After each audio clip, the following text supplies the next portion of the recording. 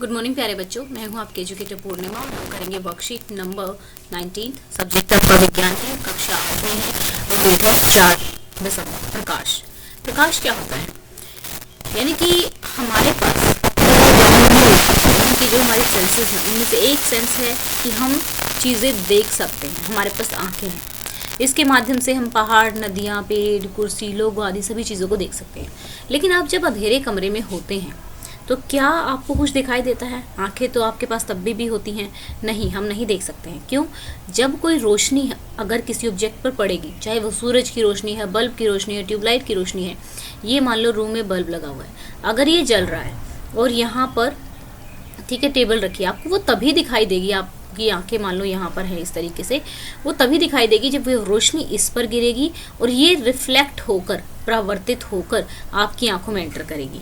तो एक बात हम कह सकते हैं, एक तो किसी भी वस्तु को देखने के लिए हमारे पास आंखें होनी चाहिए, दूसरा क्या होना चाहिए, उसका परिवर्तित होना बहुत ज़रूरी है, यानी कि उसका रिफ्लेक्ट होना। परावर्तन क्या होता है? जैसे एक लाइट होती है, लाइट क्या होती है, जैसे इस सरफेस पे गिरी तो उसी एंगल पे, जिस एंगल पे, जैसे इस एंगल पे ये गिरती है, उसी एंगल से वापस भी जाती है। रिफ्लेक्ट होने को, वापस जाने को, टकरा कर वापस जाने को ही परावर्तन बोलते हैं।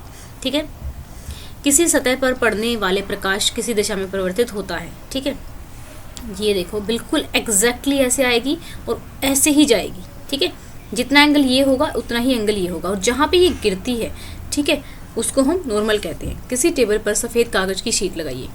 किसी भी टेबल पर आपको क्या करना है, एक सफ़ेद कागज़ की शीट लगा देनी है। चित्र अनुसार एक कंघी के दांत छोड़िए, सभी दांतों पर कागज़ लगाकर बंद कर दीजिए। एक कंघी लीजिए और सभी दांतों में बंद कर दीजिए। कंघी को शीट के लंबवत पकड़िए और इसको ऐसे पकड़ना है, आपने खड़ा हुआ पकड़ना है। ठीक है, एक टॉर्च से कंघे के खुले स्थान से एक और प्रकाश डालिए। यहाँ पे बिल्कुल थोड़ा सा प्रकाश डालना है, ऐसे जैसे प्रकाश जा रहा है।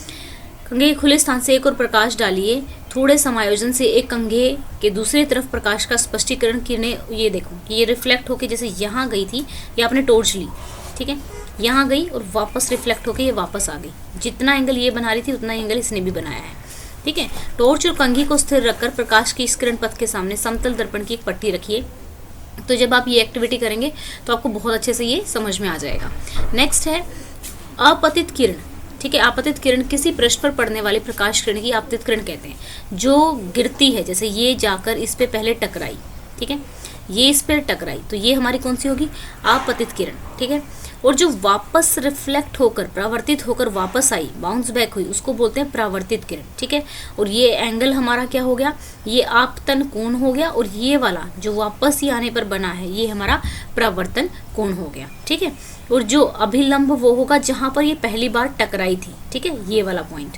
ठीक है, तो चलिए अब इसके क्वेश्चन आंसर्स करेंगे। आपको अच्छे से समझना है इसको, ये आगे आपके 10th क्लास में भी बहुत ही डिटेल में आएगा, तो अभी थोड़ा सा इसको समझ लीजिए। तो चलिए क्वेश्चन आंसर्स कर लेते हैं इसके। ठीक है, लेट्स स्टार्ट इट। क्या हम एक अंधेरे कमरे में रखी वस्तु को देख सकते हैं? क्या हम बाहर रखी वस्तुओं को देख सकते हैं? स्पष्ट कीजिए। नहीं, हम एक अंधेरे में कमरे में रखी वस्तुओं को नहीं देख सकते, जबकि हम बाहर रखी वस्तुओं को देख सकते हैं। ऐसा इसलिए होता है क्योंकि जब प्रकाश किसी वस्तु से टकराकर हमारी आंखों में प्रवेश करता है तभी हम वस्तु को देख पाते हैं, अन्यथा नहीं। तो बाहर कैसे देख पाते हैं? क्योंकि जो बाहर होता है वहाँ पे सूरज की रोशनी होती है जो वस्तुओं पर गिरती है, लेकिन अंधेरे कमरे में रोशनी नहीं होती है, तो चीज़ों से वो परावर्त होकर हमारी आंखों तक नहीं पहुँचती है। दिए गए प्रकाश परिवर्तन के आरेख को नामांकित कीजिए। तो ये जो है आपका दिया हुआ है चित्र, यहाँ पर आपको नामांकित करना है। तो ये तो रे पहले गई, जब ये गई तो ये हो गई हमारी आपतित किरण। ठीक है, आपतित किरण। ये वाली हमारी जब वापस होके आई तो ये हो गई हमारी परावर्तित किरण, वर्तित किरण। ठीक है, ये हमारी हो गई, ये जो आया है ये तो अभिलंब हो गया। अब ये एंगल और लिखना है हमें, ये वाला एंगल, गिरने वाला एंगल, जहाँ पे गिरती है तो कौन सा एंगल बनाता है, आपतन कोण बनाता है, आपतन कोण बनता है। ठीक है, और यहाँ पे परावर्तन कोण बनता है, परावर्तन कोण। ठीक है, अब और तो कुछ नहीं रहा ना। हाँ, ये हमारे हो गए सारे डब्बे। अब करते हैं नेक्स्ट क्वेश्चन को। प्रकाश का प्रवर्तन किसे कहते हैं? जब कोई प्रकाश किरण एक समगामी माध्यम से चलकर किसी चमकदार पृष्ठ से टकराकर पुनः उसी माध्यम में लौट जाती है तो इस घटना को प्रकाश का प्रवर्तन कहते हैं। जैसे इस सरफेस पे गिरी तो इसी से वापस लौट गई, तो ये हमारा प्रकाश का प्रवर्तन यानी कि रिफ्लेक्शन। प्रवर्तन को इंग्लिश में रिफ्लेक्शन बोलते हैं।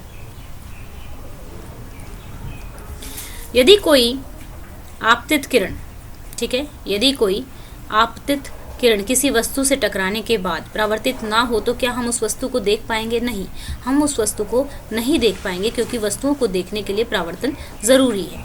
ठीक है, अगर परावर्तन नहीं होगा तो हम वस्तुओं को नहीं देख पाएंगे। प्रकाश का होना भी बहुत ज़रूरी है। तो स्टूडेंट्स, इस तरीके से आपको वर्कशीट को पूरा करना है। तो आज की वीडियो के लाइक्स का टारगेट हम रख देते हैं 1000 लाइक्स। कल की मैथ्स की वीडियो नेटवर्क बहुत ही कम था, डोंट नो, हरियाणा प्रोटेस्ट की वजह से नेटवर्क यहाँ पर कम आ रहा है दिल्ली में, आई डोंट नो कि किस वजह से। तो कल की वीडियोस कुछ आपकी नहीं डल पाई थी मैथ्स की, 7th और 8th मैथ की, तो वो मैं इस वाले चैनल पे डाल दूँगी। अपनी समझ लेना एक बार जाके, बस समझना है, काम तो आप लोगों ने कहीं ना कहीं से पूरा कर ही लिया होगा। तो इसका जो लिंक है वो इस वाले चैनल का लिंक दिया हुआ है डिस्क्रिप्शन में। 6 जूम एजुकेशन 6, 7, 8 आपका ये चैनल है जहाँ पर हम लाइव क्लासेस स्टार्ट करेंगे अभी। Okay students, thank you, have a nice day, may God bless you.